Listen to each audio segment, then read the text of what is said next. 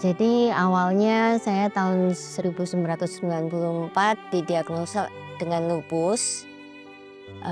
Kemudian pada saat awal diagnosa itu sering keluar masuk rumah sakit. Akhirnya 3 tahun kemudian dilakukan check up menyeluruh, termasuk jantung, paru, apa segala. Dilakukan ekokardiografi. Di sana ditemukan ada hipertensi paru tahap ringan. Pada saat itu gejala yang ada masih ringan, memang cuman mudah lelah saja. Dari dokter diinformasikan kalau hipertensi parunya tidak ada pengobatan yang tersedia pada saat itu. Jadi dari dokter tidak diberikan pengobatan, hanya diinformasikan kalau itu nggak apa-apa gitu aja ya.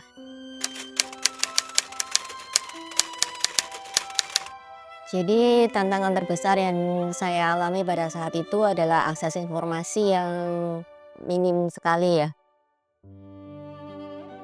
Selain itu juga biaya pengobatan yang tinggi. Akses obatnya juga sangat terbatas. Jadi setelah saya didiagnosa awal tadi, 5 tahun kemudian baru mulai terasa pada saat naik tangga, ngos-ngosan, sampai di atas terasa tercekik gitu ya. Kemudian seluruh badan juga bengkak semua sehingga saya harus opnam. Kemudian setelah itu ternyata lupusnya juga menyerang ke liver sehingga menyebabkan koma.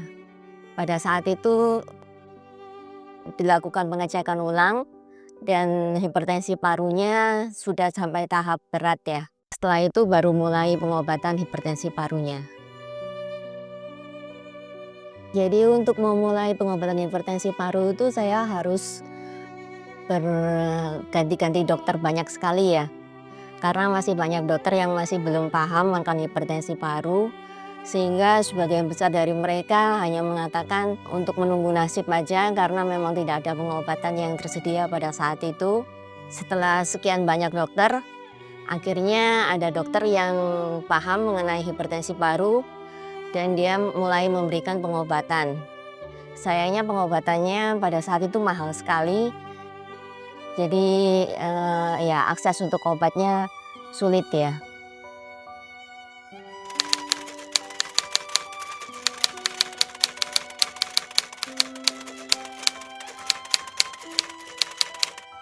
Jadi pada saat itu kami sesama pasien hipertensi paru bertemu di grup Facebook, saling berbagi pengalaman yang kurang lebih sama ya yang kami rasakan. Kurangnya informasi mengenai hipertensi paru, kemudian kurangnya juga dukungan dari keluarga, dan akses obat yang sulit. Akhirnya kami mempertimbangkan untuk membuat wadah yang lebih serius, khususnya untuk memperjuangkan akses obat hipertensi paru melalui BPJS. Selain itu, kami juga memerlukan wadah untuk saling mendukung di antara pasien ya.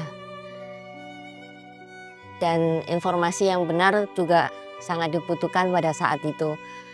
Karena itu akhirnya kami memutuskan untuk mendirikan Yayasan Hipertensi Paru Indonesia.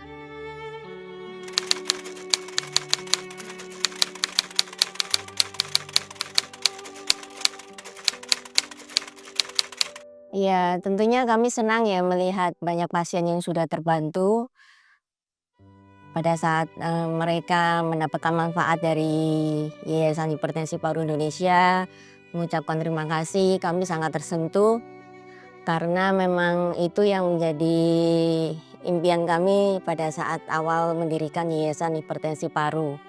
Kami juga sangat bersyukur karena sekarang banyak pasien yang sudah bisa menikmati akses obat yang lebih luas dan terjangkau ya. Dan juga sudah bisa melalui BPJS juga. Selain itu, dengan adanya Yayasan Hipertensi Paru, pasien juga bisa saling mendukung, dan keluarga juga sudah mulai memahami mengenai hipertensi paru.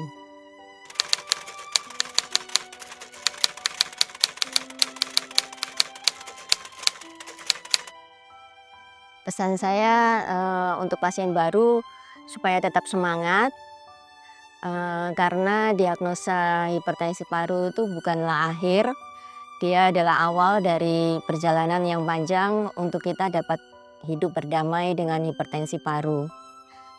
Harapan itu masih ada, hal itu terbukti dari pengalaman saya sendiri, yang pada tahun 2003 pada saat itu informasi sama sekali masih minimal sekali, angka harapan hidup juga masih 2-3 tahun. Ternyata saya bisa survive sampai hari ini yang sudah hampir 30 tahun ya.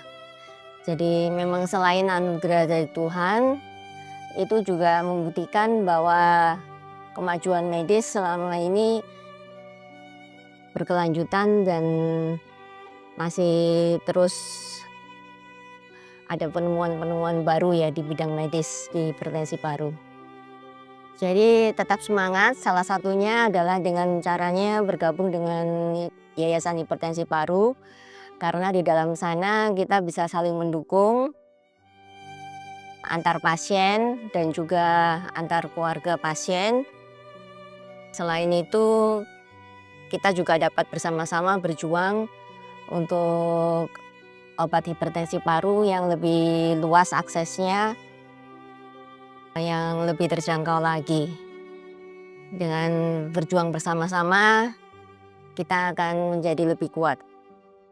Bersama kita kuat.